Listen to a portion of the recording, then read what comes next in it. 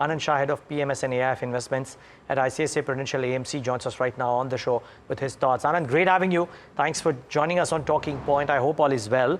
And what do you make, Anand, of this relentless move that we've seen post June 5th morning? It seems like every dips have to be bought into, but there aren't too many dips.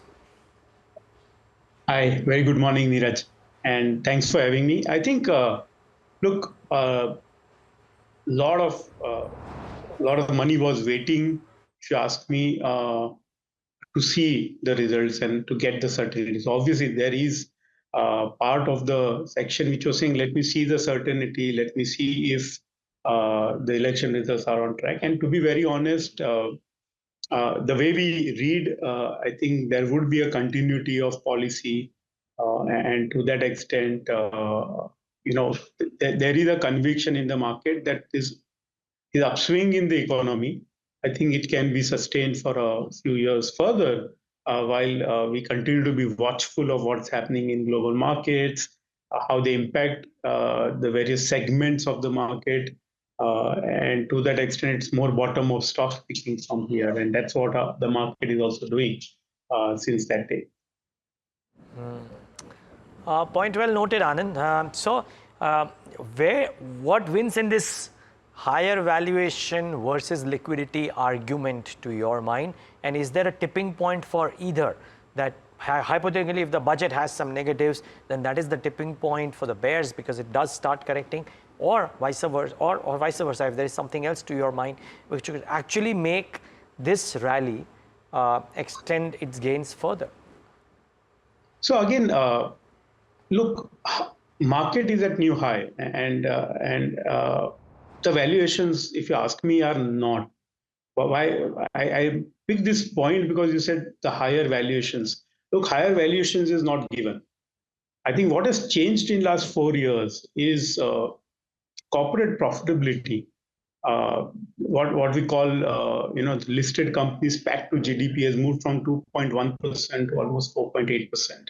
So while GDP is doing well, in India Inc., the corporate India is actually doing much better. It's practically doubled, and that reflects in banks also as banks' profit surge. And this is not, I would say, unexpected, because from 2008 to 2020, the same India Inc. was actually struggling while economy was okay. So when I see the full picture, we went from 5.2% corporate profit to GDP in 2008 to 2.1% in 2020. Now we are back to 4.8%. So to say that this entire market rally is led by PE multiple expansion is, I would say, flawed. Actually, the earnings growth rate over the last 3 years have far surpassed the market cap growth. From 1st April 2021, if you look, the Nifty profitability is up by, Nifty EPS is up by almost 132%, market is up by 52%. Now, again, that's not saying that market is cheap. No, market is not cheap. But nevertheless, it boils back to saying, where are the earnings growth rate? And there we are clearly seeing the divergence. So there are businesses which are either already showing very, very strong earnings growth rate and they are performing well, or certain businesses where the order book is telling you that earnings growth ahead is very strong, and those businesses are also doing very well. Whereas the erstwhile champions or the erstwhile performers, which is the B2C businesses, they're still seeing earnings growth rate, but it's far muted, or it's much slower than the overall market, while the valuations were very high. So those are the stocks which are sort of struggling in the marketplace today. So, Anand, fair point, and I buy the argument around earnings growth having been much better than maybe the multiple expansion. But still, the levels that we are at, you reckon these multiples can sustain with earnings growth assumptions for FY25 or 26? And agreed, there will be some winners and some losers, but overall, while you don't have Nifty futures in your portfolio, but because the Nifty 50 earnings give the benchmark, I'm just trying to understand, you reckon FY25, 26 earnings estimates on the back of that, the market is reasonable? No. So there's no denying that market is today almost 22 times. trailing, and that by no means is inexpensive or it's value. No, it's not value. But then where are we? So today, compared to 2014 and 2019, we are sitting on a much stronger GDP growth rate. When you see bottom up, we are seeing very strong consolidation that has happened over the last decade and a half. You see, we have telecom two players, we have airlines two players dominating.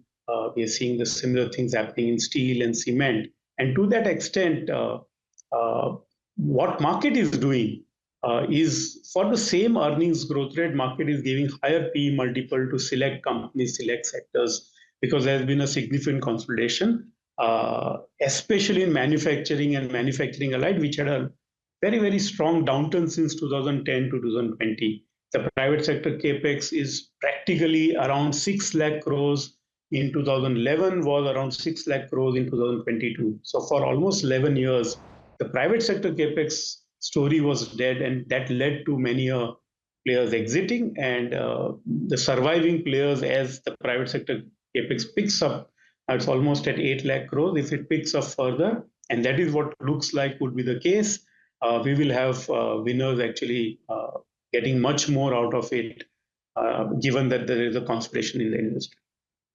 Got it. So, Anand, I heard you say that some pockets, by virtue of the order book that they have, or by virtue of the earnings promise that they may be giving as terms of guidance or in terms of assumptions, might continue to stay expensive.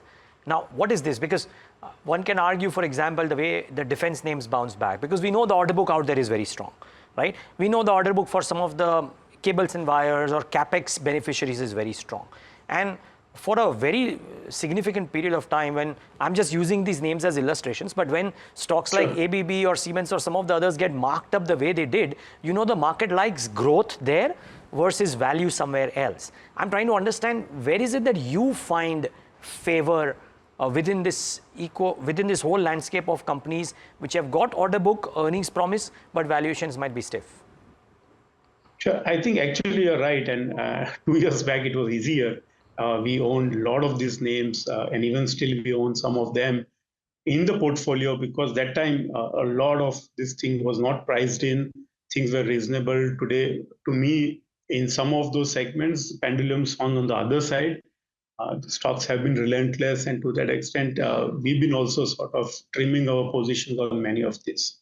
Coming back to the question where you asked me that where do I find value or which are the areas, I think last time I also spoke on your program that the old economy manufacturing, I think something that has changed significantly in last few years, actually since 2016, is China's dominance in manufacturing, which meant that they were not only producing for themselves, but they were producing for the rest of the world, and they had overcapacity on everything, which meant that many manufacturing industries outside China, including India and Europe and US, struggled to make money, struggled to have a decent return on equity. And to that extent, there is a significant underinvestment in those segments of the market, be it metals, be it textiles and others, which is the old economy manufacturing. And that is the area where, even still today, given that they have not performed for almost a decade and a half, there is enough and more skepticism. I like it because to that extent, we are not overpaying, but it needs to be seen that as China becomes very prosperous, it moves towards high end of manufacturing and it lets go the lower end of the manufacturing. Does the India benefit? Do we see lower dumping of many a low end of manufacturing products, be it metals, be it tires, be it other places where we can see a significant improvement in profitability sustaining, because profitability is already improved, but sustains.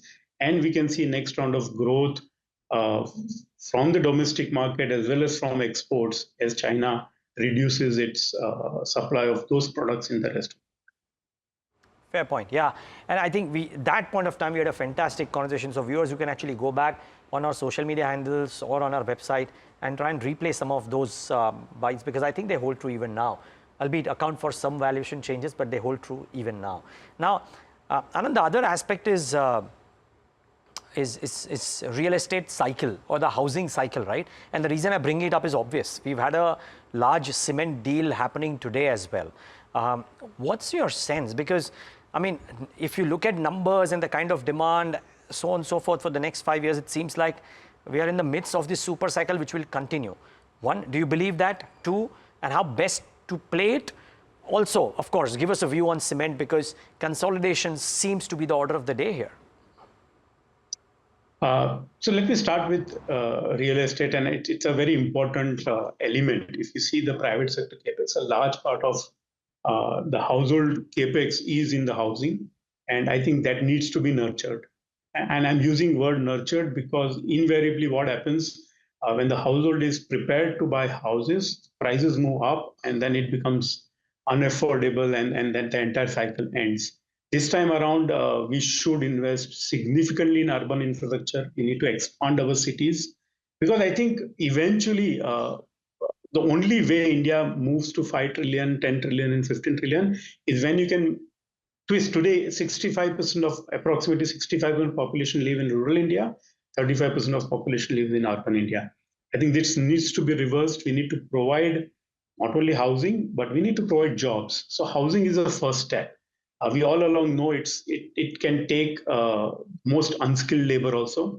So the road construction, housing is generally the beginning of the job creation, beginning of the consumption of steel, cement, and then as people buy those houses, people start living in those houses, it leads to the next round of investments, be it in tiles, be it in paints, be it in faucets and clothing and shoes and everything. So it leads to the next round of demand for manufacturing.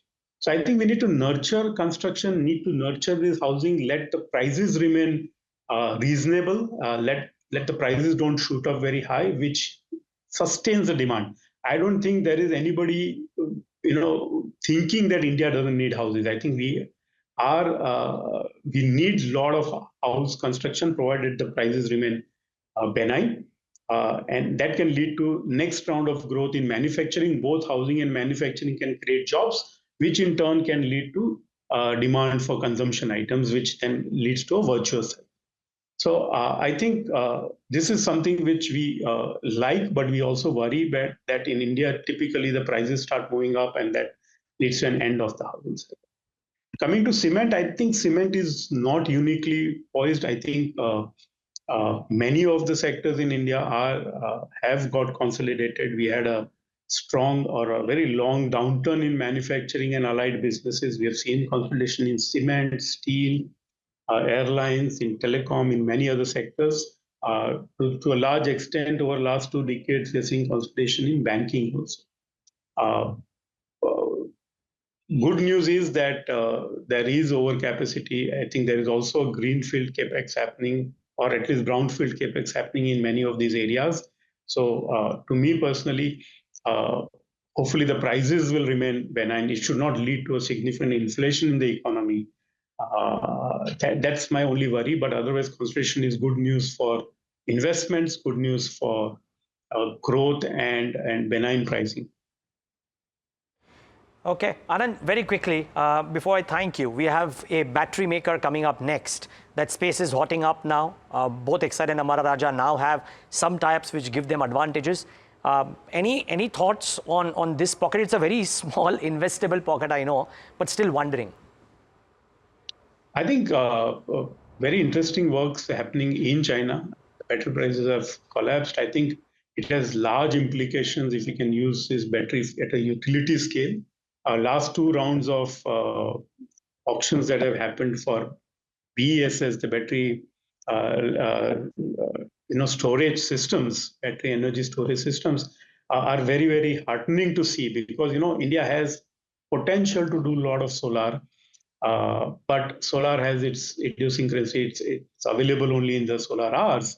If we can use battery to make sure that we have additional 2 to 4 hours of electricity provided through a battery storage system, I think it leads to a significant jump up, or it's a boost to the solar investments. So I think battery is very, very critical.